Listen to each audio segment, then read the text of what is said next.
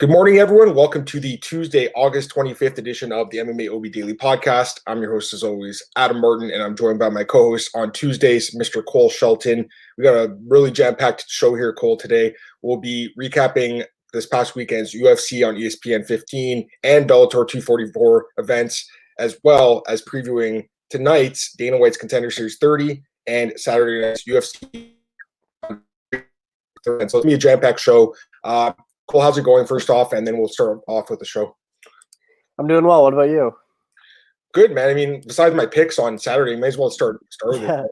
Our picks were garbage. I mean, all else to say about that. I don't think anyone did well. Like, I didn't know anyone that actually like legitimately picked like Dobson or Jones to win their fights, you know, for instance, or even Edgar. I didn't really see anyone picking Edgar. I know you were like on the fence with him, right? But it is what it is, man. I mean, it's one of those nights, Cole, where like it just shows why MMA is so unpredictable. It's such a tough sport, man. Seriously, like to pick sometimes, like it's crazy, you know, especially Cole with these short notice fights. You know, a lot of these fights booked on really short notice. We don't even know who these guys are. They come in here and get these crazy upsets. So it's a nut sports, man. Let's just start with the top and work our way down.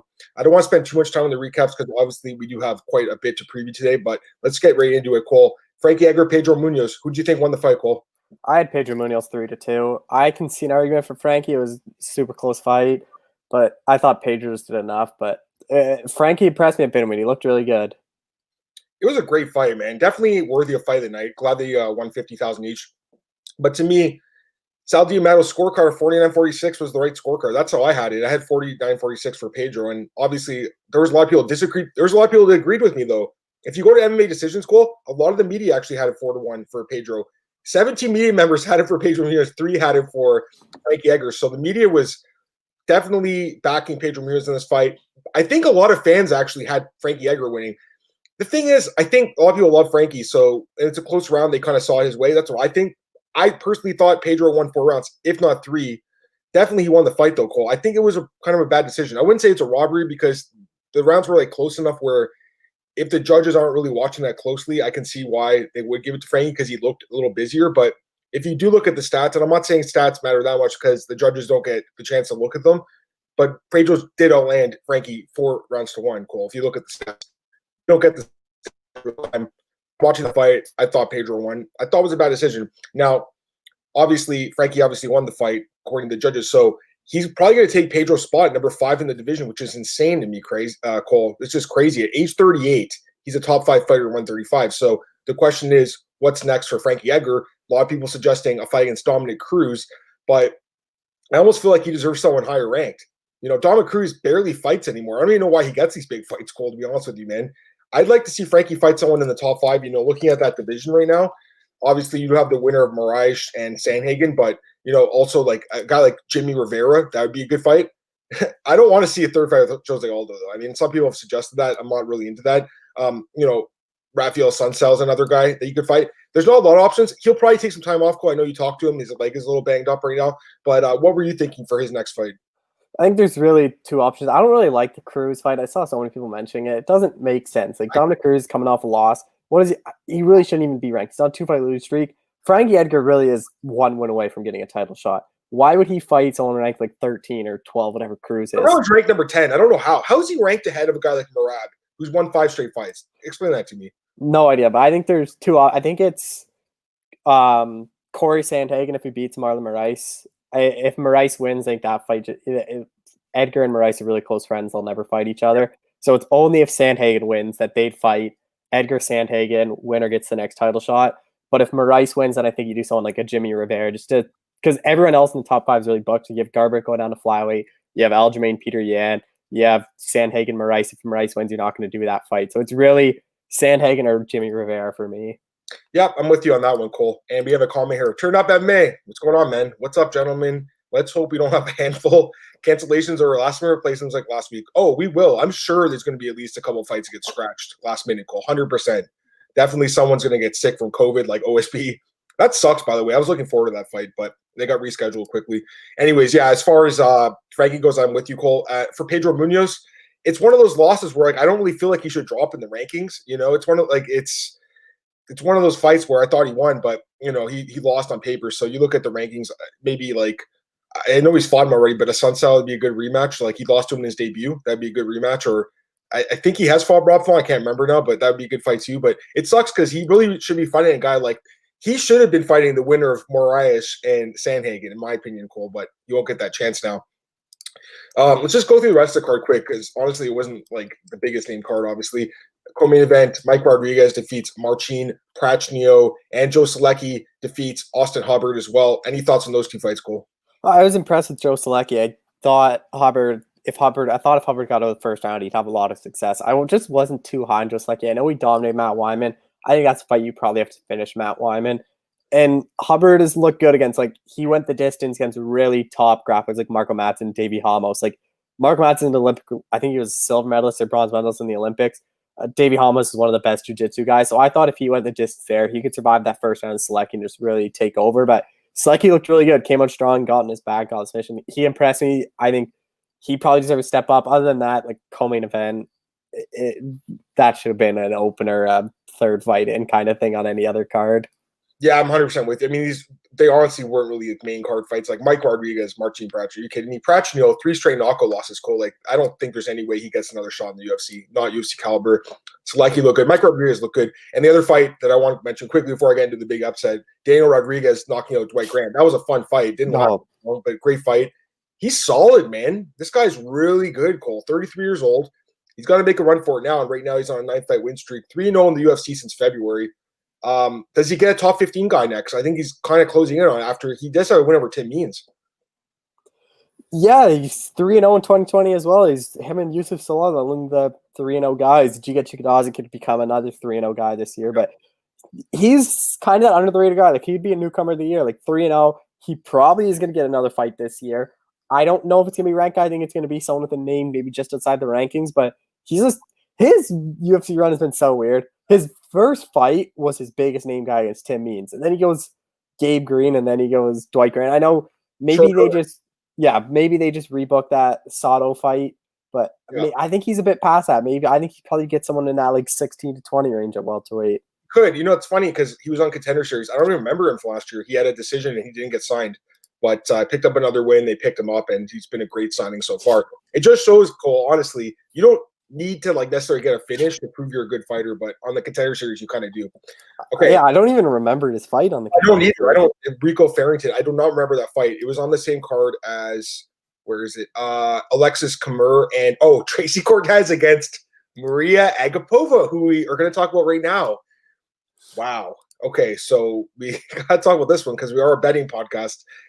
Biggest upset in UFC history, Cole, according to the odds. Nick Kalikas, our boss man over at MMAOddsbreaker.com, confirmed the closing odds. Maria Agapova closed at minus 1900, Cole, and Shayna Dobson, biggest upset in UFC history, plus 1150 closing line.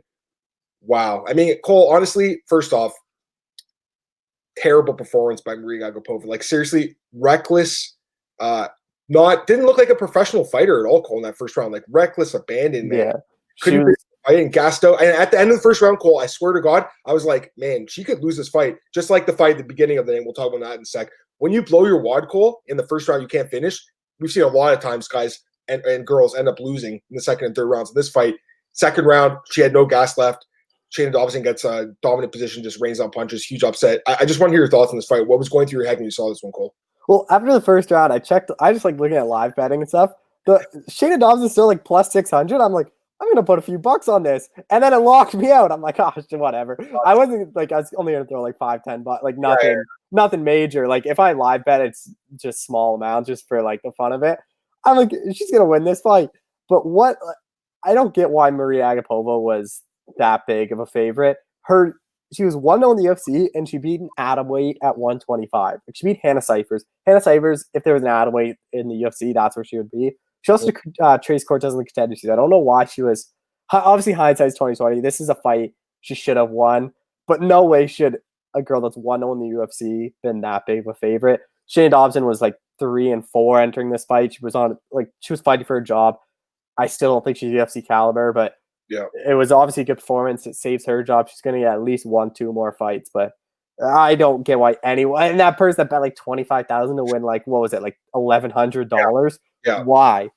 Yeah, I saw that tweet from Darren Rovell. Someone bet $25K to win like 1.6 grand or something. Like, they thought it was easy money, obviously, but it's not. It's never an MMA, guys. And I say it every podcast, guys. I've said it like since we started the show. Don't bet these big favorites. It's not worth it. It doesn't. Don't even put them in their parlay. You add like 50 cents. Cole, everyone does though. Everyone does. They throw them. So stupid. And most of the time they do win these big favorites, Cole. But the one time when they lose like this, you're screwed. And Sport folks had a good night, Cole. By the way. And to add like adding that adds like what? Probably like $2 to your parlay. Not much. Depends how much you bet, obviously. Yeah. Doesn't add much. He said he had bet Dobson plus 925. Was close to betting her by knockout. The prop was plus 2,000. Holy gee. You know, it's one of those fights I completely overlooked it. I think like 99% of us probably looked at this fight and were like, okay, Maria's going to smoke her. And we didn't even look at the line really closely because we're like, okay, she's going to lose. So I didn't even bother like looking at the value. But you think back on it, Cole, and it's like, Maria Agapova is not that experienced of a fighter. Why is she a bigger favorite than like John Jones in his fights? You know what I mean? I wish I put like $10 on that KO prop. It is what it is, Cole. I mean, like these fights happen once in a while. I don't expect a big upset like this. Like it's literally a historic upset, biggest upset in history of UFC, and second biggest in MMA history, Cole. Biggest still, Sokoju knocking out Little Nog in 2007 at Pride 33. Pretty crazy, Cole. If they were to rematch right away, I still bet you Agapova would still be a big favorite. I'd hope she come with a better game plan because I was, like I said, Cole. It was honestly embarrassing to watch her fight. Like, what was she thinking, Cole? And I'm glad I didn't bet on her, but I just can imagine the people that had money just cringing, like, oh, what is this girl doing? But you know what? That's the crapshoot, man. When you put money on your fighters, you have no idea what they're going to do in the cage. You have no idea what their opponent's going to do. And if you do lose, it's your fault for betting on it. It's not the fighter's fault. She had a bad performance. That's on her. That's going to hurt her career. But if you put money on her minus 1,400, Cole, that's your fault. Sorry, but it is. All right, next fight, Cole. Amanda Lemos defeats Mizuki anyway by unanimous decision. And Jordan Wright defeats Ike Villanueva by doctor stoppage, as well as Matthew Semmelsberger defeats Carlton Myers by decision. Any thoughts on those three fights? I'm still not high on Jordan Wright. This is a win over. I picked Ike to win this fight. It's one of those fights that it kind of sucks just because it was a cut. Like, if you run that 10 times, you don't really, like, although Jordan Wright got a win, is he really the better fighter? You don't really know just because there's a cut. He did have success in the first minute, but Ike's a guy that he likes to grind guys out, get him into the later rounds, and that's where I was going to see. It sucks with the cut that Semmelsberger minus. I picked minus. I wasn't high on him at all after that. He has no power on his punches. He's just kind of like flicking all his punches. Semmelsberger looked good, but man, the mullets, anytime someone has a mullet, I am picking them to win no matter the odds. That's my new rule for this year. It's like my tweet the other day. I said, mullets are undefeated in 2020. If you've been betting on guys with mullets, you are a millionaire by now, 100%. Anyways, I'm just kidding with that. But as far as these fights go, and I should have picked Lemos. That was one I was on the fence about. Yeah. I kind of regret that one because I did like her performance against Granger. So it is what it is. Right? Yeah, I mean, like he looked good for a minute with those knees from the clinch. Really nasty, but it was a terrible cut, by the way. I'm fine with the stop. Oh, yeah, it was a good stoppage, but that's just how was the fight play out if it went past like the first round? Because if it did, he looked like he was probably going to gas himself out. Ike would have probably been the heavier guy and just grinded on him, but he lost, so it is what it is. And Semmelsberger, I thought he looked pretty good actually, Cole. You know, but minus definitely not UFC caliber fighter. I was wrong about the way I looked at this fight, but again, I watched tape with these guys. I didn't like what I saw from Semmelsberger on tape. In this fight, I liked what I saw. All right, we got to talk about this one quickly too, Cole. So opening up tonight, and I didn't think there would be a bigger upset later on than this, but wow, I mean, crazy upset here, Cole. Trevin Jones defeats Timur Valiev, second round TKO. Crazy fight. First round, 10-8 round, arguably 10-7. Timur Valiev was beating the fucking shit out of Trevin Jones. His body, oh my God, the punishment he was taking, Cole. Kicks, punches, elbows, everything. This guy was just getting eaten up. And I was like, wow, Chris Tognoni's got to stop the fight. I really thought the fight should have been stopped, Cole. The referee did not stop the fight. The fight went to the second round, and Trevin Jones lands the knockout punch and starts just raining down punches. I'm okay with the stoppage, by the way, because this dude is wrestling the referee. Anytime the guy wrestles the ref, Cole, after the stoppage, it was a good stoppage. The guy's clearly knocked out, so crazy stoppage. Just give me your thoughts on this one, Cole. Yeah, I saw people saying, like, oh, the ref gave more time to Trevin Jones. There's a big difference. Valiev was going to the body of Jones, and Jones was still fighting back. Like, he was still moving. Although, obviously, Valiev landed a lot more punches, Jones was still in the fight. He was never knocked out. He was obviously hurt badly in the body. He was still, like, he still knew where he was. He was still trying to move and defend. Valiev, like, it only took a couple punches. When you get up and you try to wrestle the fence or the ref, like, he was stumbling, he was holding the fence and tried to wrestle the ref. Like, you know it was a good stoppage. No one can complain about it just because you don't know where you are. You don't even know the person you're fighting at that point. Like, you're trying to take down the ref. I know. So I'm okay with the stoppage there. But overall, Cole, I mean, just a crazy card. And like I said, a bunch of upsets. Edgar, Dobson, and Drones. And I think there were Lemos too. So 4 upsets. Crazy, eh? And there was a couple of fights at close odds, like Semmelsberger at some places. I think he was a dog. But either way, crazy card, Cole. And cards like this, again, why I love the sport, man, because even though I didn't do very well on my picks, it was fun to watch. So is what it is. All right, let's go to Bellator quickly, Cole. So just looking at, the prelims, not a ton to talk about, but Josh Hill did beat Eric Perez. That's a good for him. I did like him quite a bit. I picked him on the show last week. I said, that's the guy to bet on. He was like minus 130 or something. Great bet. Sidney Outlaw with a nice win. And Yaroslav Amosov, Cole, another win. This guy's 24-0 now. 5-0 in Bellator, Cole. Like, this guy, I think, could be in the title talks at 170. What do you think? Yeah, it's so weird. This guy went from headlining a show to the prelims and some like random card. Like, I don't get what Bellator's doing with him. Like, you have him headline a show against Ed Ruth.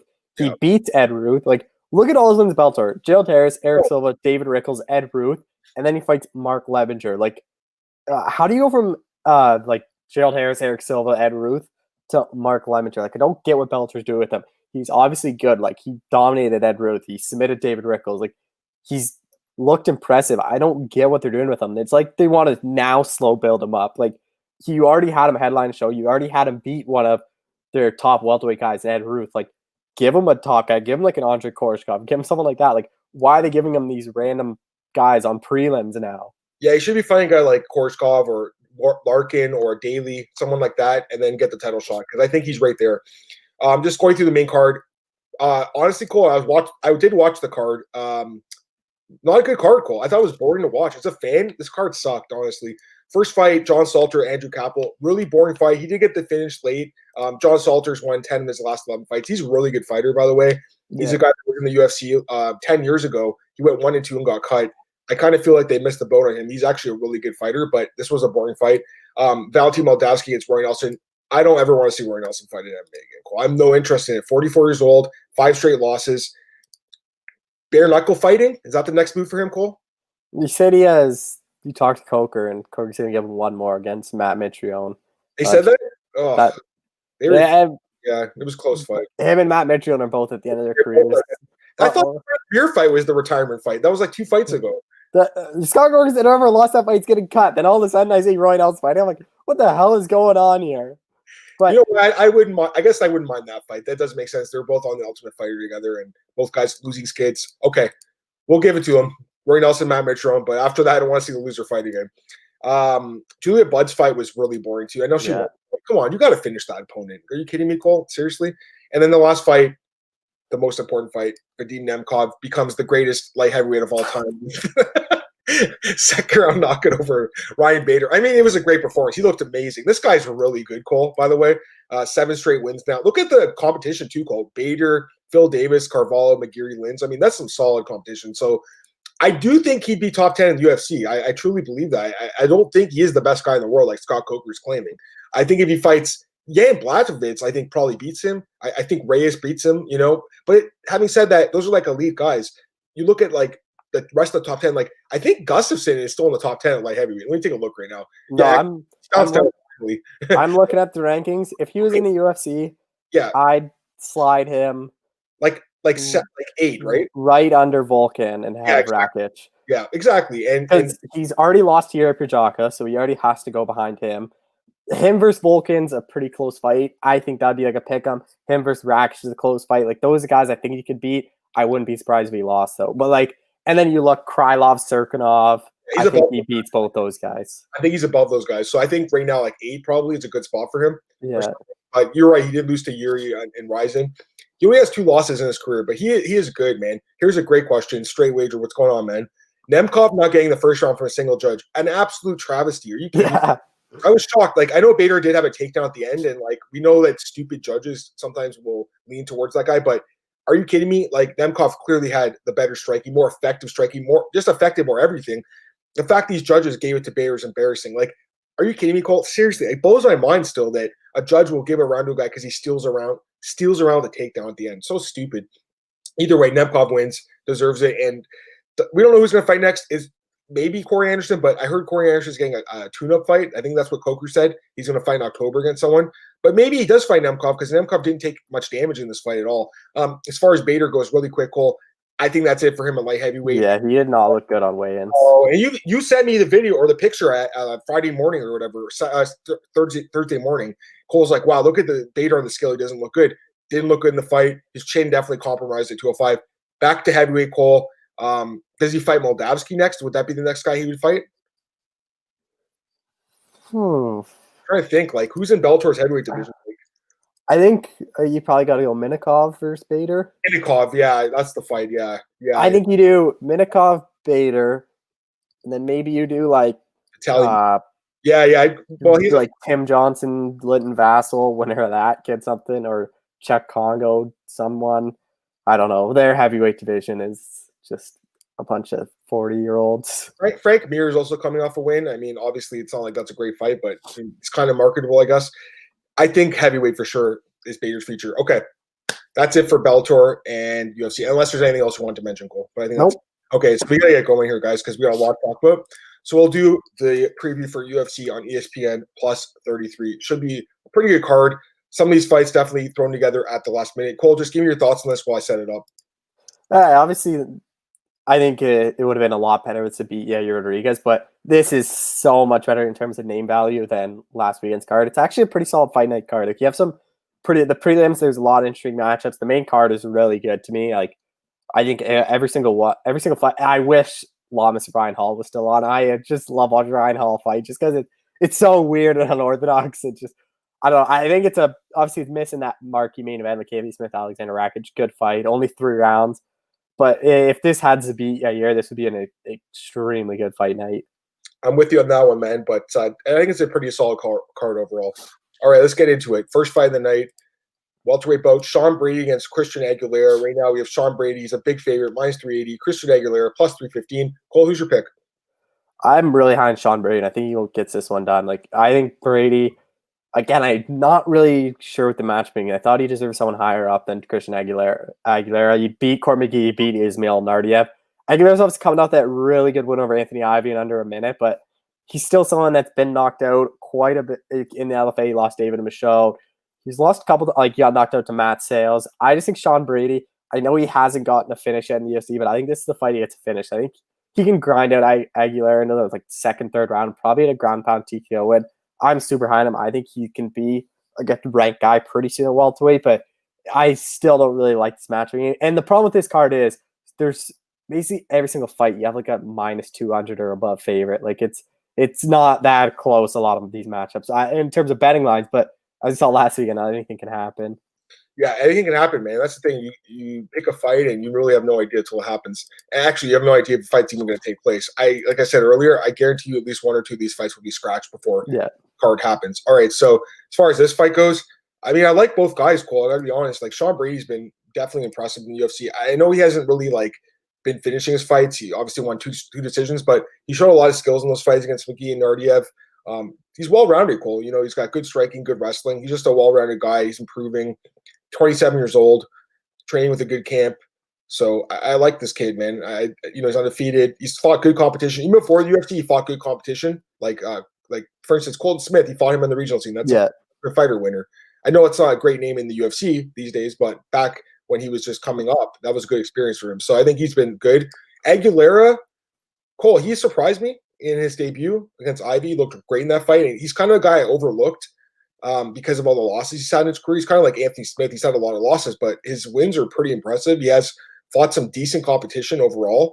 I definitely think he's a live dog in this fight. I think at plus 315, you can possibly sprinkle something on Aguilera because I think the odds should be closer, Cole. I think it's closer to 2-1 for Brady. Yeah. To me, there actually is value on Aguilera here, but I'm going to go with Brady because I'm just a little bit more high on him, Cole, a little bit more upside, I believe. So I'll take Brady by decision, Cole. I know that, again, Aguilera's lost a few times by knockout, but Brady's more of a guy who kind of grinds you out. So I'll take Brady by decision, but we'll see what happens because Aguilera, he's got that knockout power, Cole. So he could catch Brady and hurt him, but we'll see what happens. All right, next fight is a women's strawweight bout between Emily Whitmire and Pollyanna Viana. Right now, we have pretty competitive odds here. Emily Whitmire minus 120, Pollyanna Viana plus 100. Who's your pick?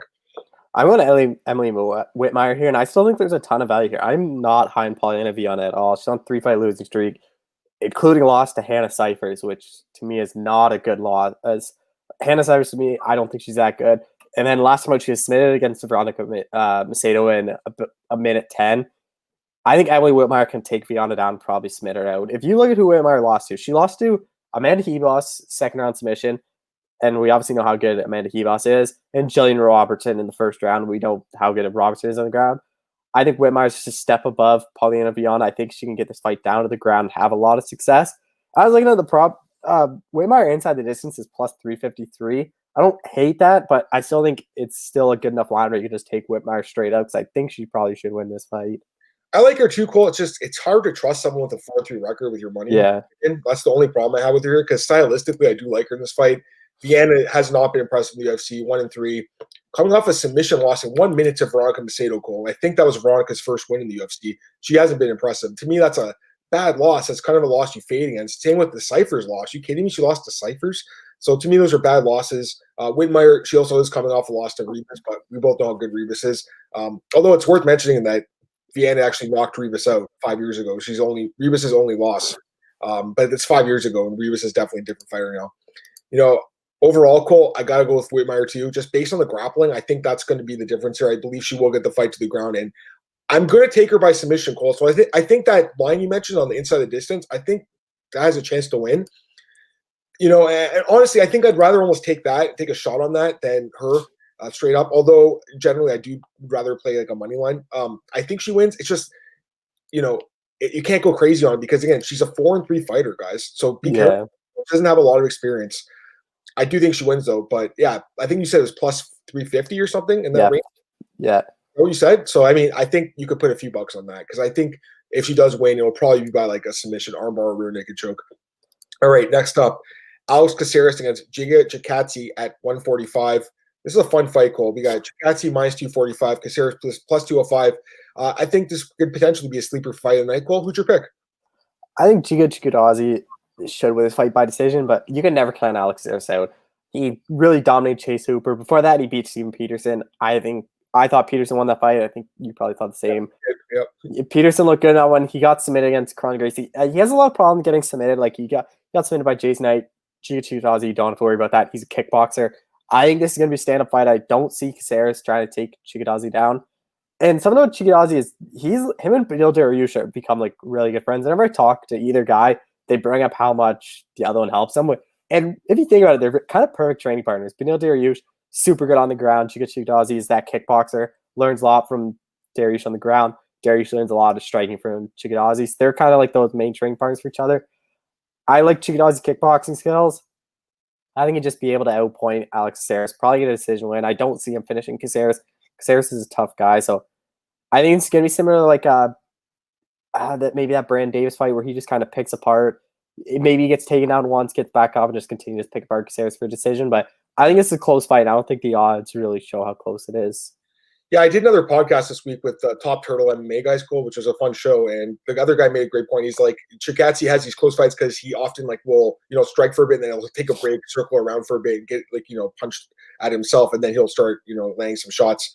And I kind of agree with that. I think that was a really good observation because I do see the same thing kind of happening here. I think he'll have his moments, and then he'll have his moments where Caceres will have his moments. So this is a close fight, Cole. I am going to pick Giga, though, just because technically, Cole, he is the better striker. He is, Corey kickboxer, and he's shown in his UFC fights that he has really good striking skills. But Caceres, overall, he's kind of a hard guy to knock out, and his striking's not bad, and he's got great movement. He's hard to hit a little bit, too.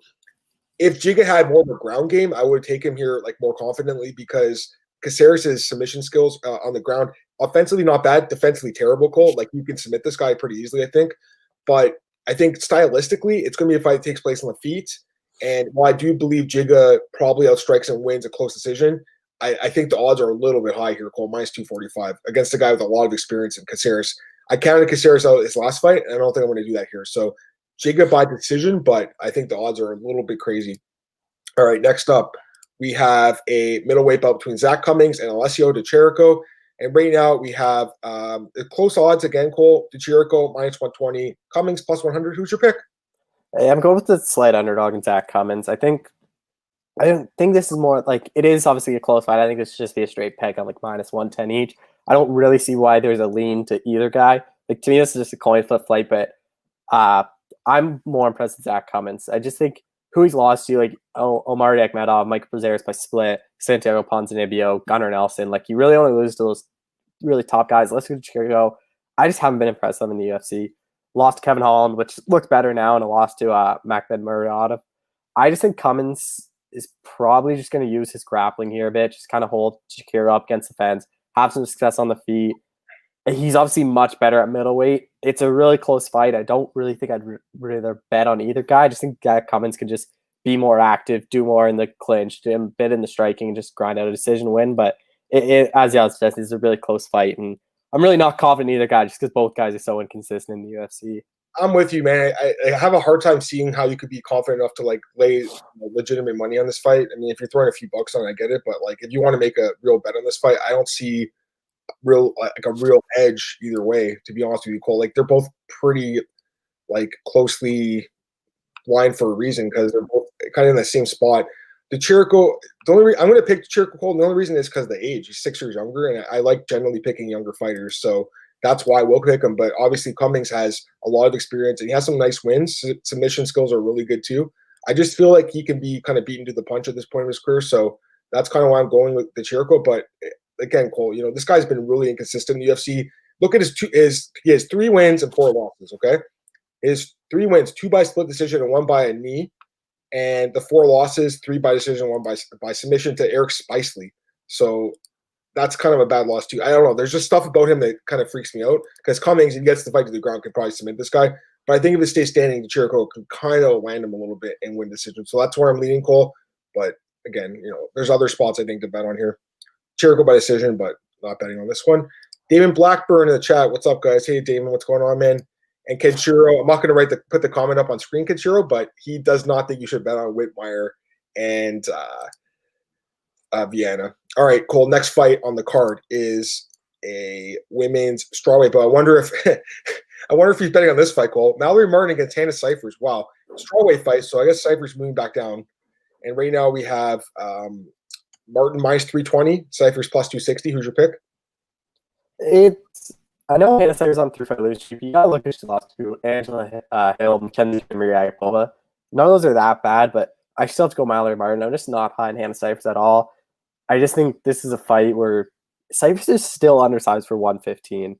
Like I think I don't even know if she really cuts any weight to 115. Like she's a girl that could fight at 105 pounds easily. Like if Invicta rise after this, I think this is it. If she loses, Mallory Martin, I'm not high on her either. I think this is a good fight to see where she's at. If she loses to Hannah Cifers, it's obviously not that good. If she beats her, she's supposed to beat her. I just think Martin's going to use her size. Just kind of be bigger than Hannah Cifers on the feet. I think Cifers is probably the better striker, but she doesn't pack that much power. I just think Martin probably can get this fight down to the ground, have a lot of success, just kind of holding Cifers down. I don't know if she'll be able to submit Hannah Cifers or maybe ground pound her out. I think Martin should win this fight, but I'm not laying that kind of chalk on Mallory Martin. I think I'm a little bit more confident in her than you are, Cole, because I think she wins this fight easily. I just don't see Hannah Cifers as being a UFC caliber fighter. To me, she's been really not impressive at all in the UFC. 2-4 record, and just I don't know. The loss to Agapova looks even worse in hindsight. Mackenzie Duran, it's a great fighter, Duran, but still getting finished by her, and then getting finished by Hill, finished by Barber. She gets finished in her losses too, Cole. It scares me. Martin only a 6-3 record. That's another thing that kind of scares me. I hate betting on these women with like mediocre records coming from Invicta. It's kind of like up and down sometimes, but I just think she's a much better fighter. She has, in my opinion, fought some pretty good competition. And I know she lost to Jandiroba, but looking at Jandiroba's last win against Harry, how impressive that was. To me, that's like really not that bad of a loss, Cole. And before that, had won 5 straight fights. So I like Martin here. The line is a little high, obviously -320, but everyone's betting at Cifers, guys. That's what's going on here. Everyone's putting Martin in their parlay. We know how dangerous that is. We saw last week what happens when you just, blindly fade a fighter. But in this case, I just can't see Cifers winning this fight. Where does she win the fight? She's too small. I think Martin takes her down, just holds her there, or submits her. Damon Blackburn. I don't know why Cifers ever went to flyweight. Gotta take the dog. I think Cifers is a better striker. People give her credit for it. Just had tough matchups. I think this is fair. I think his comments are definitely fair. She's fought good competition, Hill, Darren, and you're right. Her striking has looked decent at times, but I just, again, the size. Once the fight gets to the mat, I don't see her having much success. And Kinshiro says he feels bad for Cyphers. It seems like the UFC likes to favor her, favorite practices to dummy her against the better fighters. Yeah, I mean, she's had tough matchups. But you know what, Cole, I know you said they might cut her. Based on her record, she would be 2-5 if she loses. But she's someone that I think like Sean Shelby and Mick Maynard like because she fights anytime they ask her to, Cole. So yes, they could cut her, Cole, but I feel like she could even get another shot at the loss. They seem to give some of these women like longer leash sometimes, like Kaylin Curran. I think she lost like 5 or 6 straight fights and they kept her. So sometimes they'll keep them around longer. Anyways, next fight here, Maki Pitolo against Impa Kasangane. This is a really good fight, Cole. I like this one. Both guys recently fought. Kasangane Contender Series, Pitolo against Darren Stewart. And right now the odds, Kasangane -130, Pitolo +110. Who'd you pick? This is a fight I'm not high on either guy. I don't really know how far either guy's going to go in the UFC. Pitolo, I picked against him in his past 2 fights. Yeah, I'm Potter. I still like you lose to Potter. It's not a good loss. Impa, I'm just not high on. Like I know he won his 2 fights in the Contender Series. I just didn't see that much where I think he can have a lot of success. Like I think he can. I'm picking him to win this fight. I think he can just take Pitolo down, have success on the ground, but he just has no real like jiu-jitsu to figure out how to get a submission. Like his last fight, he should have got a submission against Anthony Adams. He had such good control on Adams, and he just never really forced or had any good attempts at a submission. So I think if that happens, then I think Pitolo could knock him out, but I just think Impa's going to just out wrestle Pitolo and kind of grind out a decision, similar to what he did to Adams on the Contender Series. Yeah, this fight should be pretty good. I like both guys. I know Pitolo has obviously been disappointing, and I've picked him in all his fights. He's only 1-2 now, but I still think that the guy's got potential because of that just striking ability and also submissions. But, man, a lot of holes in his game, Cole. Obviously the wrestling, the grappling. The getting submitted by Darren Stewart, that is a bad loss. Impa, I know he hasn't finished his fights, Cole, in the Contender Series, but, man, he's looked good, and I think about those fights. And the first fight against Kaylin Hill, I think he was a big underdog in that fight too. By the way, you look at his just record in his career, Cole, he's only been fighting as a pro for less than 2 years. Really in the UFC. This guy is a really good prospect. Again, hasn't been finishing his fights. There's a reason Dana White picked this guy up. I like Impa Kasangane a lot in this fight, guys. And this is someone who's been picking Pitolo because I liked him on the show, but I like Impa a lot in this fight. -130. I think that's a bet I like. So personally, I like Impa a lot here. I think the line is right on track for a bet, -130. I think he just wrestles him, Cole, takes him down, beats him up, probably wins the decision. But I think it could be a fight where he does get a finish. And I almost feel like the UFC is like, hey, this is a guy that you can out on the ground. So that's kind of how I'm leaning here, Cole. Damon says he hasn't seen Impa fights. You watch his fight before you pick this fight. I mean, definitely go back and watch his fight last week or 2 weeks ago or whatever it was. Kinshiro says that Dana, the UFC likes Cyphers. No reason to cut a good worker at this time. Yeah, I'm with you. I mean, I think she makes probably 20 grand or less. So I mean, if they're gonna keep her around and she can fight, someone coming up. All right, next up, Cole.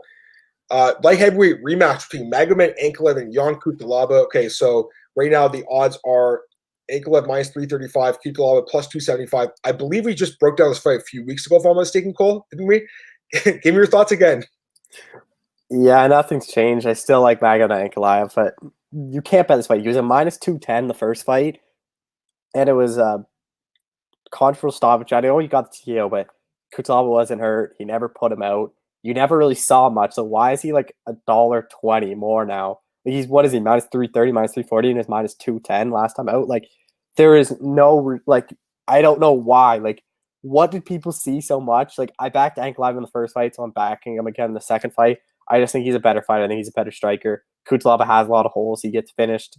If he doesn't get you out in the first round, he kind of gasses out. I think Ankalaev's second, third round, he'll have a lot of success, but no way you can lay this kind of chalk on Ankalaev. Now, the value is all on Kutalaba. I'm actually with Cole on this one. I think that there probably is value on Kutalaba because it's a light heavyweight fight. Both guys have power. Kutalaba has shown knockout power in the UFC. And right now it's -335 for Ankalaev, which is so high, and Kutalaba +275. You look at that and you wonder, is it worth a shot? It could be. I'd rather play the dog in this fight than the favorite. I am going to pick Ankalaev, Cole. Even though I still have questions about this guy, guys. honestly, like that fight with Paul Crank, the way he tapped out with 1 second still bothers me. It really bothers me still. And I feel like this is one of those fights where if he gets put into that situation again, Cole, where Kutalov is raining down punches, does he persevere or does he just shell up and take the loss? That worries me. So, I'm going to pick Ankalaev because he has shown some tremendous skills in his last couple of fights. Obviously, the Dalka, Luka and Bula fight and the Pacino fight, those knockouts were really nice. And even the Kutalaba fight, I know, obviously, super controversial, bad stoppage, but he did look pretty good with the striking. So I got to pick Ankalaev, and Kutalaba, again, like Cole said, has a lot of holes in his game. He's been stopped a few times down the UFC as well. But he has fought good competition, Cole. Look at his losses. Serkinov, Cannonier, Teixeira, and Ankalaev. Those are not bad guys to lose to. And his wins, I mean, he's been pretty impressed with his wins. So if he gets this guy in a bad position, he can win this fight. My pick is Ankalaev. I think he does finish Kutalaba by strikes. I think there's a chance Kutalaba can get the upset, though. So it's a dogger pass for me, but Ankalaev by TKO is my pick. All right, next up, we have a short notice fight here. Of course, something's going to happen, right? At least this one happened before the show happened, Cole. So Ryan Hall's out of the fight. Obviously, Bill Algeo, Contender Series guy, takes the fight on short notice against Ricardo Lamas. And we do have odds for this. Lamas minus 250, Algeo plus 190. When this fight got announced, Cole, you sent me the link to it, and I said minus 300 for Lamas. So I was right in the ballpark, but a little bit less. Give me your thoughts on this one, Cole.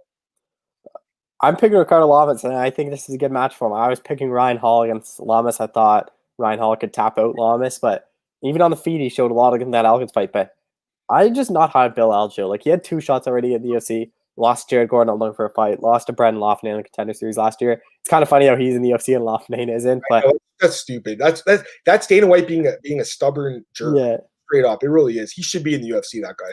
But I'm just still not that high in Bill Algeo. I just think Lamas is I know he's coming off that loss. He's 1-3 in his last 4, but you got to look who's he lost to. Josh Emmett, a split against Bektik, and a loss to Calvin Kattar. Those are all ranked guys. Yep. I just don't think Bill Algeo's on the level. I think Lamas is the better striker. I think maybe he might be able to put away Bill Algeo, but at minus 250, I still think it's a bit too high. Don't love the odds on him, but I think Lamas wins this fight.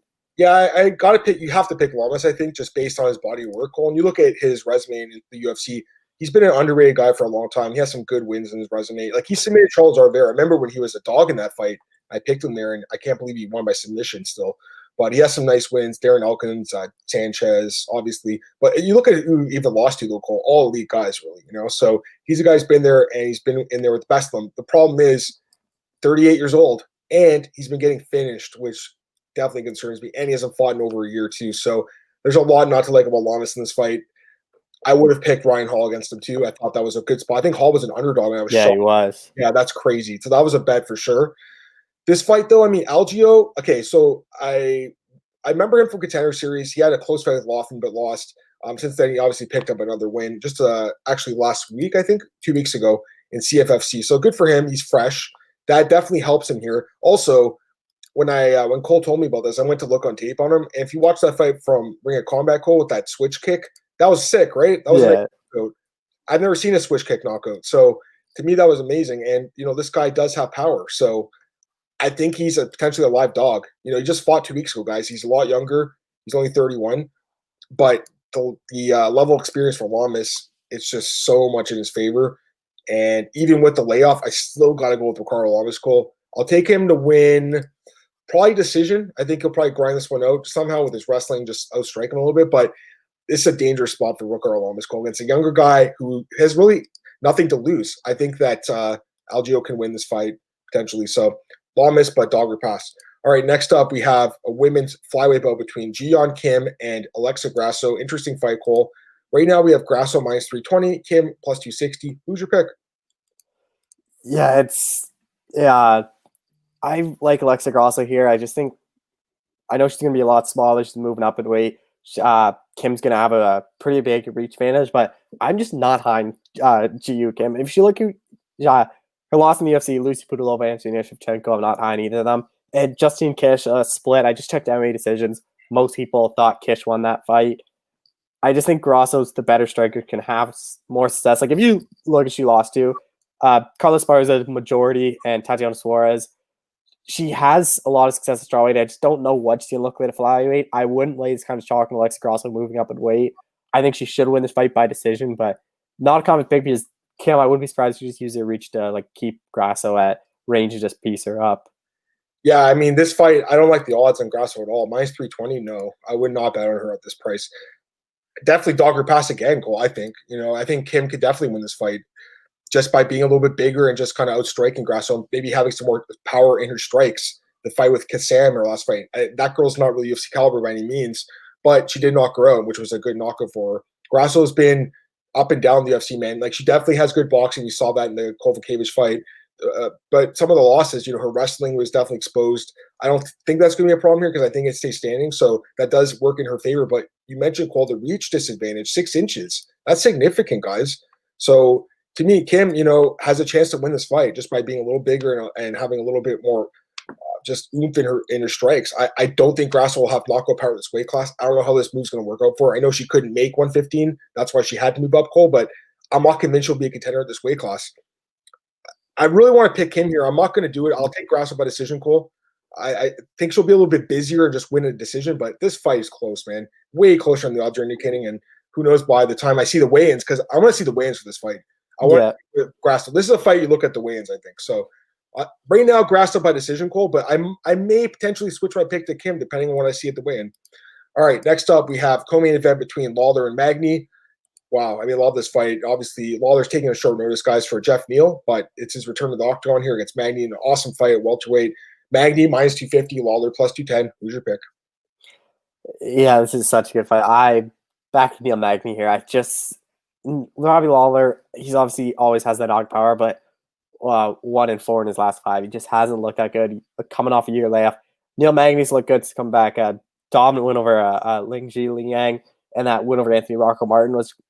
He's obviously always prone to that knockout. He leaves his hands a bit too low, but since come back from the suspension, that hasn't been a problem. He's really had much better striking defense. I think he can just kind of grind out Robbie Lawler, put him against the clinch, use his height, just kind of, I don't know. I just think he's going to be more active than Robbie Lawler, and I don't see Robbie Lawler winning a decision. I think if his only path to victory is knocking out Magny, so I think Magny can edge out a decision. I don't see him finish with Robbie Lawler because Lawler is so tough to finish. Yeah, this should be a great fight. I love this matchup. I wish Lawler got a full camp. I would have been more confident here, but I'm going to take Robbie Lawler, guys. I know even with the short notice and the odds stacked against him here, it's kind of a shot in the dark. But how many times I've bet on Lawler as an underdog in his career and he's won? Like both times against Rory McDonald, I bet on him as a dog. Johnny Hendricks. There's so many times. Josh Koscheck. This guy's always counted out, man. He's always counted out, guys. Look at his resume. Go to Best Fight Odds. Look at his historical. Like, I'm going to look at it right now because I want to see how many times he's won as an underdog. So, what was his last win? Cerrone, right? Okay, so before that, you look at the Rory McDonald fight, Johnny Hendricks. What else? There's a bunch of other ones too. If you look at back even more, Koscheck, like I said, plus he was plus 245 against Koscheck. I remember that line, man. So like, I think that this is a guy that's counted out a lot. Magny's great. Don't get me wrong, he's great, and it's crazy, right? Because he actually, Cole, might end up retiring with the most wins at welterweight ever. He might be in Hall of Fame one day, which is insane, just because he fights so often. There's a lot to like about Magny. Obviously, his cardio, his striking, his reach. His reach is legendary. Yeah. Division. The guy is a good quality fighter. But Robbie Lawler, man, he's got that special KO power, and Magny has been put out before. So, Cole, I just feel like there's a chance he wins, and some underdogs are going to win in this card. I'm going to take a shot. Robbie Lawler by knockout is my pick here, guys. Maybe I'm crazy, but we'll see what happens. It's going to be a good fight either way. All right, finally. Actually, let me get some comments here quickly, Cole. So Going back to a few fights, Damon says, I would have taken Hall as well. He's never seen the other guy. Again, I definitely listen to the podcast because me and Cole, we do our research, but, I would watch a tape myself. You just go, Google it. YouTube has usually their fights. Definitely watch a couple of fights on guys coming and making their debuts. He's going to take a look at Kim. Slate Wiper MMA. Aguilera struggled. He's talking about Christian Aguilera. He says to take Cyphers down. Which fight was that, Cole? I can't remember now. The Jessica Aguilera. Anyways, I'm confused by that. David Blackburn. Neil Magny takes it. He holds Robbie in his cage for 3 rounds. Maybe. We'll see. Kenshiro says, do not trust Robbie in 2020. Yeah, but like I said, some underdogs will win on this card. I know he's kind of looked shop-worn. Obviously, he's looked shop-worn. But Cole lost to Colby Covington, Ben Askren, and RDA. Those are not bad guys to lose to. So I just think the odds should be closer. All right, let's get to the main event. Yeah, and by the way, Damon says Aguilera first fight. I mean, I don't see how he struggled though. That's why I'm confused by the comments. So maybe he was talking about something else. All right, let's get to the main event, Cole. 3 rounds. We should mention that. It's not 5, it's 3. Aleksandar Rakic against Anthony Smith, light heavyweight fight. Definitely an interesting fight, Cole. 2 of the top 10 guys in the UFC right now. And we have Rakic as a big favorite here, minus 280. Smith plus 240. Who's your pick? I got Anthony Smith. I don't understand this line at all. This is my big underdog. I'm not believing the hype about Aleksandar Rakic. Like, you could say he beat Volkan Ozdemir. It was a close fight.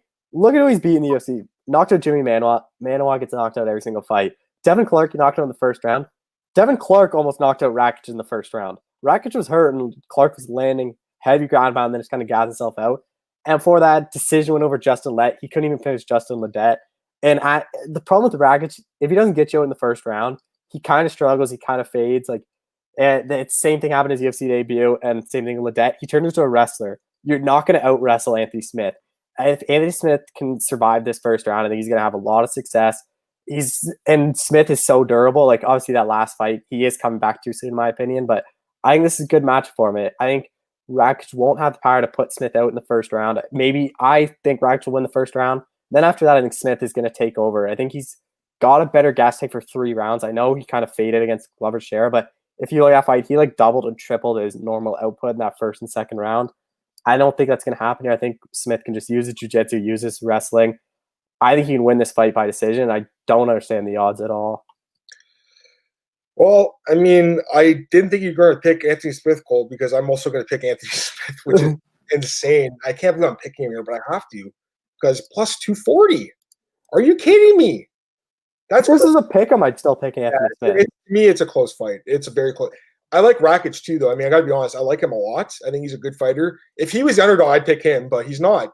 And Smith is plus 240. And Smith is a guy who's proven time and time again he's a quality fighter in the UFC. He is coming off a bad loss here to Glover Share. Obviously, everyone's fading him. It was 3 months ago. He looked terrible in that fight, guys, against Glover. We all know that. But the first round, he did have some success. And you look at that run he was on, Cole. You look at some of the quality of wins he had. Volkan Ozdemir, Shogun, Evans. I know those guys were kind of fading there. But Gustafsson was a good win. And he's a guy that wins as an underdog all the time, Cole. He's just like Lawler in the last fight. So many times he's counted out in fights, Cole, Anthony Smith, and he wins. And we're like, how did he win? He's an underrated guy, honestly. In this fight, he's being underrated, I think, by people. So, Rakic is really good, and I think he should actually be undefeated in the UFC. I thought he beat Volkan, so in my opinion, he should be 5-0. But he showed holes in that fight regardless with the cardio as the fight went on. If this fight was 5 rounds, I would like Smith a lot more than I do, but I still like him regardless, Cole. The question to me is, does he finish late or does he get a decision? That's kind of where I'm having trouble, how he wins the fight. But I think it could go either way. I think it could go to 3 rounds. But I think he could also get a 3rd round submission like he did against Volkan, get the fight to the ground and submit the guy to the rear naked choke, potentially even finish with ground and pound. We'll see what happens. Me and Cole might look crazy because he might get smoked. He definitely could get smoked here. Rakic could just head kick him, or we'll see. I mean, Smith might be completely washed up after that Glover fight, and that he took a lot of damage, lost his teeth. But it's crazy, Cole, because I kind of feel like he's going to bounce back in this fight. And also, Cole, how often do we see like the higher ranked fighter be a big underdog like this? It's kind of rare, right? What are we going to say? Well, Anthony Smith's a guy that he's even mentioned a lot in interviews. He's better when he just keeps going. When he takes a lot of the time off, like that Glover fight was like 13 months or 11 months off. He's even mentioned when he takes like a lot of months off, he struggles. He just can't find his groove. When he's fighting active, that's when he's at his best. Like that's when he was doing that, like Rashad to Shogun to Volkan Ozdemir. Those were quick fights, and he was turning around fast, and that was when he was at his best. So I think just turning around fast. I don't know. I am high on Anthony. I still think Anthony Smith can be selling a light heavyweight. I'm just not high on Aleksandar Rakic yet. Because Shiro says Kim is plus 245, the best dog in the card. You know what, Cole? I'm going to change my pick to Kim, actually. I'm thinking about it, and I'll take Kim. I am on the fence. I want to see weigh-ins. Yeah, I want to see how much. Weigh-ins. That's what I said anyways. But I'm pretty sure I'm going to switch that pick. I'm pretty sure I'm going to take Kim because thinking about it, Cole, like, why is she such a big dog against Grasso who's inconsistent? So we'll see what happens. Let's see what happens Friday. Because Shiro likes Smith too. So we got other guys liking him. Damon likes Rakic. He's a slight lean, though. He says the win against Gus isn't holding up like we thought it would. I agree with that. That's a fair comment too. Gus looked terrible against Verdun, but I don't know. We'll see what happens because I think Smith can pull this off. And again, I want to look at his record in the UFC. It's a dog. He was Favorite, dogging most of his fights. yeah, favorite against Glover. Obviously, he lost that fight, but he was a cool plus 210 against Gustafsson, plus 125 against Volkan. Where else was he? The Lombard? No, he was favoring Lombard. Oh, was it Sanchez? He beat him, right? Wow, he closed at plus 260 against Andrew Sanchez. That's crazy. Anyway, that's nuts. Marcus has a question. I'll answer it quickly, Marcus, but we have to get to Contender Series quickly. What are your thoughts on Scott Coker and Bellator fighters pushing this fancy UFC Bellator fight card? Personally think it makes Bellator look bad. It looks like the inferior product, which it is. Bad look. Bellator, man, it's crazy, right? Because first of all, I've been watching Bellator since the beginning, since 2009, when Masvidal got submitted by Tobi Amato with that crazy reverse triangle. I've been watching since then. So I like Bellator. I hope they do well because it's an option for the fighters for them to make more money. But Bellator clearly is not even the same league as the UFC right now, Cole. Like, it's night and day. The pandemic's really hurt it, I think, too. The quality of fights has got a lot worse, Cole, I think, with Bellator. That last card was awful to watch. As a fan of watching it, I was like, ugh, this is so painful to watch. Like, it wasn't enjoyable. Like, you want to at least enjoy the fights. There will be bad fights in the UFC, too, but it feels like Bellator has more bad fights. They do have some nice talent, but I'll be honest, Cole, I was walking my dog yesterday thinking about it. I would love for them to be sold to UFC and just absorb like Strikeforce was at this point, because I think there's a lot of really good talent there that should be fighting the best of the best.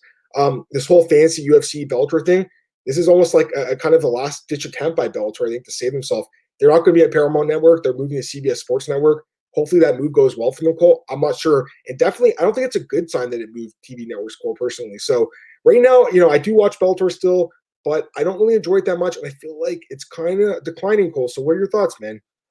I didn't watch Friday's card. It wasn't good. If most UFC fights, I like to stay in and watch them, but I'm not like, if some of my buddies go like, oh, let's go golfing or let's go out for dinner, I'm not gonna be like, oh no, I can't. Bellator's on. Like, I used to do that. I'm like, there's some cards where I'll stay in. Like, if something, like I remember Musasi, Rory McDonald, I stayed in because I wanted to watch that fight. But man, Bellator has not looked good, and their ratings on Paramount this last weekend, I don't know if you saw it, it was their worst ratings this year. Like, their ratings continue to go down at Paramount. I know Paramount isn't a good network for them to be on it. They don't have any sports. It's a lot of just like those weird bar rescue shows. You see the commercials over and over again. Maybe CBS Sports is better. I thought DAZN was going to be something for him, and obviously DAZN's already cutting him out. So that's obviously not a good sign. If DAZN, who's all about combat sports, is saying we don't really care for Bellator anymore, they have a year left, like, I don't know. I think this is kind of that last stitch. Like, let's try to see if we can make this happen. But the UFC and Dana White are too smart. They're not going to do it because it does nothing for them. If every UFC champion beats every Bellator champion, it's like, well, you should have. And if one Bellator champion beats a UFC champion, it's like, wow, then you don't have the best fighter in the world. Yeah. And let's see here. Bellator, Kenshiro says, Bellator's moved to CBS. Great move. Now if they keep fight events Wednesday, Friday nights, they can grow that. It went head-to-head with the UFC on Saturday. I hate when Bellator goes head-to-head. And as a fan, it's so stupid, too. It's like, why are you doing this to us? Like, we want to watch both fights. They're asking about also Luke Thomas. He's going full-time, I think, what that show does. I mean, good for him, but honestly, like, I don't consider myself with kind of some of these guys in the business. Just worry about myself and my own butt, Cole. I got to worry about myself in this business, man. It is cutthroat, and it's hard to get a job right now, guys. So good for those guys. Congrats to them, but has nothing to do with me, really. Let's do Contender Series, Cole. All right, let's do it quickly. 5 fights here, Cole. Let's start with the first fight according to Topology, Cole. Colin Huckbody against Kyron Bowen. It's a 185-pound fight, although Bowen came in at 180.5. No idea what this guy's doing fighting 185. Give me your pick on this one, Cole. Yeah, he's a natural welterweight. All his fights, most of his fights, I think like 80% of them have been a welterweight. He takes an odd middleweight fight, but I think Huckbody's going to win. I just think he's going to be the bigger guy. He's just going to be able to hold Bowen up against the fence. I can't see him earning a UFC deal, though. I just not high on him. I don't think he's UFC caliber. I think he's just going to be able to grind up Bowen with the decision. And I personally, I predict who's going to win and get UFC contracts. I only have 3 guys winning contracts tonight. I don't think Huckbody's one of them. Yeah, I mean, sorry. Did I say the odds for this one? I might have missed them. It's minus 230 for Huckbody, Bowen plus 190. I apologize if I did miss them. Huckbody, 4 straight wins here. You look at his kind of level of competition, Cole, not the greatest. Bowen, 9-4, 7 straight wins, actually. So he's got a nice little win streak going. But again, the level of competition, a lot of sub 500 guys, Cole. Yeah, I got to go with Huckbody's fight, somewhat better competition, and his ground game's solid. But I mean, this guy, Bowen, definitely dangerous, Cole. I think it's dog or pass. I wouldn't bet on Huckbody at minus 230. Contender series definitely cool. This is not really the kind of show you want to like bet on these favorites. You'd almost want to rather pick the dogs or pick 'em fights. All right, next up we have Anthony Romero, the Canadian. It's Mike Breeden, 155-pound fight, and Romero minus 190, Breeden plus 165. Who's your pick? I'm surprised this isn't the main event because both guys have a lot of hype. I think both guys can easily be in the UFC. Anthony Romero has a lot of hype coming out of Canada. Mike Breeden's look good. I think Anthony Romero's going to win this fight. I think regardless who wins this fight, it's getting a UFC deal. It's a decision win. Both guys are already ready for the UFC. I just think Romero's a bit better of the striker, a bit better fighter. I think he can finish Mike Breeden. Well, I mean, there's a lot to like about Romero. 7-0. He's an Ontario guy, Cole, so he's a local guy. Trains at Parabellum, great gym. Fought like an okay level competition in mostly King of the Cage actually, so it's good. Breeden 8-2, a little bit older, 31. I should mention Romero 23. Breeden's fought decent competition too in LFA, so I mean I think he's probably fought better competition, but he does have a couple losses here. Romero undefeated, a lot younger. I got to go with Romero, Cole, and minus 190. That's not bad actually. I think he does win this fight. Probably gets a contract. Molina again. Next fight is Jeffrey Molina against Jacob Silva. Flyweight bout. They have a couple of flyweight fights this season, and right now we have Molina minus 190, Silva plus 165. Who's your pick? I actually like the underdog in Jacob Silva here. I'm just a bit more impressed. I think he's a bit better all around. I'm not high on who Molina's fought, like 11-5, 2-1, 9-17, 3-7, 0-1, 0-0. Jacob Silva lost the first two fights, and since then he's been on a run. He's fighting guys all with winning records, except his third fight where he's 0-2. He probably needed that win, but I don't see either guy getting signed to the UFC, though. This is the one I don't think. I know they need flyweights. I don't see either guy finishing them, so I think this goes the distance, and normally when it goes the distance, you don't see contract handed out. Maybe if they're really focused on building flyweights, no matter who wins gets contract, I just think maybe they'll get another try next year.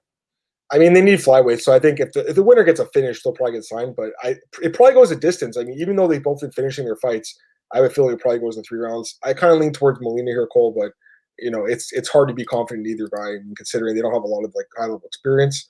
Next up, we have a lightweight bout between Rafael Alves and Alejandro Flores. These guys have a lot of experience. Alves 18-9, Flores 17-2. So this is a fight that probably could have been on like the prelims of a card. And right now we have a pick'em fight called minus 110 each. Who do you like? I like Alejandro Flores. I've just been more impressed. Fought better guys in Combate. I've watched him as combative fights. He's looked pretty good. Really close fight. I think whoever wins this gets in the UFC. Both of them probably already deserve to be in the UFC, but I'm just a bit higher on Flores all-around game. I think he can edge out a win. The big question is, does he finish Alves? Because Alves is a tough guy, but we've seen him get finished before, so maybe Flores can finish him and get that contract. I think, regardless, like whoever wins gets a contract here. Yeah, both guys really experienced, like I said. I'm surprised like a big promotion had signed them. Alves, he was fighting in Titan FC. He's got a lot more experience, actually. I mean, they both do, but this guy has a lot, and he has, I think, somewhat better wins. Flores definitely been fighting decent competition in combatries, but I think Alves overall, he's fought better guys and has better wins against some UFC, actually, former UFC guys like Islandi Escudero and stuff like that. So I'm going to take on Alves here. I wouldn't bet on it, though. And Kanshiro makes a great point. He can't allow himself to bet on unknown talent. I don't. 100%. I mean, Contender Series, you got to really pick your spots. Like last week, Josh Parisian was a great bet because he's an experienced guy. We know what we get with him. But overall, a lot of these guys so unproven, and we've never seen them fight before. All right, finally, main event, Cole. Jonathan Patty against Jamie Pickett in a middleweight bout. And right now we have Pickett minus 140, Patty plus 120. Who's your pick? I actually like the underdog in Jonathan Patty. I'm just not high on Jamie Pickett. He's already fought twice in the Contender Series. Submitted against Charles Bird in the first round, which doesn't look good. Charles Bird was obviously not that good in the UFC. Then lost to Puniel Soriano last time out. Jonathan Patty, although he has 3 losses, like look who they were. Ryan Spann in his first fight, and Ryan Spann's one of the top light heavyweight. Puniel Soriano and Kalen Hill. Soriano and Spann are in the UFC. Hill was on the Contender Series. He's only lost to those top guys. I think people are viewing this wrong. I think people are viewing this as the UFC is really high on Pickett and they want to get in the UFC. I think it's flipped. I think they want Patty to get that name of Jamie Pickett. I think he's a better fighter. I think he can get it done, but I think he's going to get a contract because most of the main events they do, but I wouldn't be surprised if they turn him down just because it's 6-3, be 7-3. Don't know if they want him in yet. Yeah, this is definitely, I think, a closer fight than the odds indicate. I'm kind of leaning towards Patty as well, too, Cole. Just honestly, it's kind of a fade on Pickett. I haven't been impressed with him on the show. He's only actually fought once since the last fight, too, and he won a decision. But, I mean, this is a guy I think, I don't know, like he's had a couple chances, and I'm not really convinced he's like this caliber fighter, whereas Patty, I think, actually could prove he is. He's coming off that win over that Piper guy who fought last week too. So I like Patty a little bit, but again, you can't go crazy. The one guy I like on this card, I guess, is probably Romero. Cole. Minus 190 does seem like a lot, but I think he wins that fight convincingly, to be honest with you. Yeah. All right, Cole, I know we have to get out of here, but I just want to get your thoughts on a few fights first off. So Dana White, it's not official, but he has teased Tony Ferguson against Dustin Poirier. Damon Martin reported October is what he's hearing. So if that's what's going to happen, it's going to be 3-round fight, not 5. I hope it's a 5-round fight in November, December. I'd rather see that. But thoughts on this potential matchup? Don't give me your pick or anything, but what are your thoughts on it? Yeah, if it's October, I wouldn't be surprised if it's on that Habib Gaethje card, just in case. Or that Habib Gaethje card, I don't really think it needs anything else. You have Canada Whitaker as a co-main, you have Volkov Harris on the main card. Do you really need Ferguson Poirier? Like, I'm not too sure, but I'd rather see 5 rounds. I think that fight's a lot better 5 round. I would rather see it November, December, headline a fight night card, be 5 rounds, because 3 rounds, I don't think either of them get each other in the 3rd round. I think the 4th and 5th round is where one of them could probably finish the other. I agree with you, Cole. I don't think that card needs another fight, but this would be a good insurance policy in case something does happen to Habib or Justin. So they might do that. But you look at the rest of that card; it's Whitaker, Cannonier, Yair, and Zabit, RDA, Makachev, and Volkov Harris. So that fight card, and of course Gaethje and Nurmagomedov. So that doesn't need another fight, but just as insurance, it could. Quickly, Cole, give me your thoughts on these ones. Hermansson, Till, Nunes, Spencer, Holland. Sorry, actually, let's do those two quickly. Stewart, Till, and Darren Till versus Jack Hermansson, and Amanda Nunes versus Felicia Spencer. Amanda Nunes versus Megan Anderson. Versus Megan Anderson. Of course, I wrote the wrong thing in here. Thank you. What's kind of interesting is, did you see Ariel tweet that, or I think he posted in an ESPN article, this is Megan Anderson's last fight of her deal. Mm-hmm. I wouldn't be surprised if Amanda Nunes wins. They just close the featherweight division. The division's Nunes, Spencer, Anderson. Is anyone really clamoring to see a Spencer Nunes rematch? No. So I think this is Megan Anderson's last fight of her deal. Amanda Nunes wins this fight. I'm fairly confident she wins this fight. And then the division's closed. Jack Hermansson, Darren Till, that's such a good fight. It's kind of a really interesting one because I'm surprised they didn't give Till more of an easier fight to get a win just because they're a guy they were really high on. I'm surprised they never gave him a step back because Jack Hermansson, we saw submitting Kobayashi in a minute or whatever it was. Really impressive. As the odds suggest, really close fight. I don't even know who I'm picking in that one yet. Yeah, both great fights. Till opened as a dog, actually. I think he should have opened as a favorite. Now he is. So he is favored there, but I think Hermansson definitely could win the fight. The other fight, Cole, that's why I'm stumbling over my words. I'm looking at it. I'm like, that doesn't seem right. And yeah, I was Megan Anderson, of course. I completely forgot there was another fighter in that division. I don't know if the odds are out yet. Let me take a look. But if they are, like minus 500. So no, I think it'll be more, right? No, what was Nunes against Spencer? Because probably was she fighting 600 maybe minus 600. I think she'll be more here, Cole. I don't think anyone's going to give Megan Anderson a chance to win. Yeah, because Spencer beat Nunes. Spencer beat Anderson in the first. We're stumbling over words too. Yeah, anyway. She closed at minus 714. Yeah, I think she'll probably be like minus 800 here. She opened minus 400. I think she'll open minus 500 against Anderson, if not more. I think it'll be more, personally. I don't see him giving it. Yeah, quickly call the other two fights. Kevin Holland, Darren Stewart, Claudio Silva, and Muslim Salikhov. Yeah, that was Darren Stewart or Kevin Holland, what a way to announce the fight. That was such a good way. I am so high on Kevin Holland. Really interesting fight. Good for Darren Stewart. He said he wanted to stay in Vegas before he went back to England just so he could get another fight in. Really intriguing matchup to see where both guys are. Yeah, I love that fight. And then the other fight, Salikhov Silva. You like that one, or like Uriah Hall, Anderson Silva? No, Muslim Salikhov and Claudio Silva. Oh, yeah. I think Salikhov should probably be favored. He's pretty good, but man, it's such a close one. I brought it up because I think that Claudio Silva guy's actually kind of underrated. He has a win over Edwards too. Kenshiro minus 850. Yeah, I said minus 800. All right, that's it, Cole. We gotta end the show, man. Oh, he said, who did you pick for O'Malley? We both picked. I think you picked O'Malley too. I both picked him. Yeah, bad pick, obviously, but who knows if the injury doesn't happen. All right, Cole. That's it, man. I appreciate you staying a little bit overtime. Plug all your stuff, Cole. Yeah, Twitter, Sean91. Show on BJPen comes out this week. Bruce Buffer, Clay Collar, the professional boxer, former UFC featherweight, picked up a win on Saturday, so talk to him. Probably one of the only MMA guys that talked to him after his win on Saturday. 5-0 in boxing now. He was under contract with PFL, so I was asking about that, of whether or not he wants to go back into PFL for next year. He's having all his success in boxing. And then the other two, Chica Ozzy, Zach Cummins, all the stores in PJ Penn, everything else always on my Twitter. Sweet. You guys can check me on Twitter at @MMAdamMartin. Podcast is available at MMAOddsmaker.com. That's the home of the show. That's my home. Also, bjpenn.com, MMArings.net. Appreciate you guys tuning in today for the preview show and the recap show. I'll be back probably Thursday at 10 a.m., but I might do it Friday too. But right now I'm aiming towards Thursday. So appreciate you guys tuning in today. Cole, thanks again for joining, man. Have a great day, everyone. Bye.